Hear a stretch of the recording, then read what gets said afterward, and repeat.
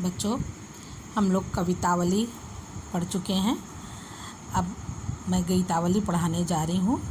गीतावली का प्रसंग है कि जब भरत पंचवटी से लौटकर अयोध्या आए तो माता कौशल्या के सामने पश्चाताप करते हुए उन्होंने कहा कि हे माँ, जो मेरे मुख पे कालिमा लगा हुआ है वह कोई और नहीं, मुझे जन्म देने वाली मेरी ही माँ है। पश्चाताप करते हुए इस पद में माता से भरत कहते हैं, जो पै हो माँ तू मते म होई हो। हे माँ कौशल्या, यदि मैं अपने माता अर्थात कैकेयी के मति में हूँ तो जननी जग में या मुख की कहाँ कालिमा धोयो। धोयो मतलब धोना, कालिमा मतलब अपयश।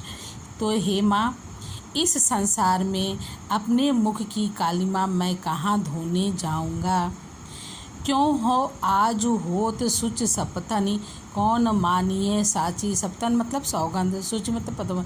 आज मैं चाहे जितना ही पवित्र सौगंध ले लूँ, कौन मानिए साची, कौन इसको सत्य मानेगा, क्योंकि मेरे मुख पे कालिमा पुत चुकी है। महिमा मृगी कौन सुकृत की, खल बच बिस्किन बाची। बिस्किन मतलब बच्चों बाढ़ होता है, खल मतलब दुष्ट होता है, सुकृति पूर्णात्मा, महिमा मृगी महिमा रूपी मृगी। तो यहाँ पर क्वेश्चन मार्क लगा हुआ है। तो देखो कहते हैं कि कौन ऐसा पूर्णात्मा है जिसमें महिमा रूपी हिरण को दुष्ट रूपी बाण से न मारा गया हो। मतलब कहने का तात्पर्य है कि कोई ऐसा पूर्णात्मा नहीं है जिस पे दुष्ट अपने दुष्टता की बाण न चलाए हो, बाणी की बाण न चलाए हो। समझ में आ गया? फिर से देख लो। महिमा मृगी कौन सुकृति, सुकृति मतलब पूर्णात्मा, सुकृति अच्छा कर्म करने वाला।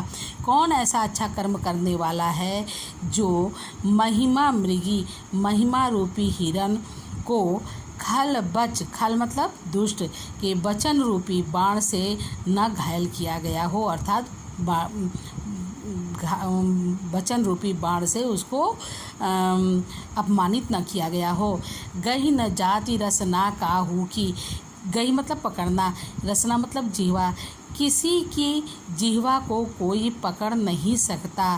कहो जाहि जोई सूझे, जिसको सूझे मतलब समझ में आवे, जिसको जो भी समझ में आवे वो वैसा हमें कहे। दीन बंधु करुणा सिंधु बिनु, कौन हिये को जाहे बूझे। दीन बंधु करुणा के सिंधु अर्थात भगवान राम के बिना इस हृदय की वेदना को कौन बूझे मतलब समझ सकता है। तुलसी राम वियोग विषम विष, विकल नारी नर भारी। तुलसीदास जी कहते हैं कि राम के वियोग रूपी कठिनाई के विष को नर नारी के ऊपर बहुत ही व्याकुलता से प्रभावित हुआ है। भरत स्नेह सुधा सींचे सब भये तेहि समय सुखारी।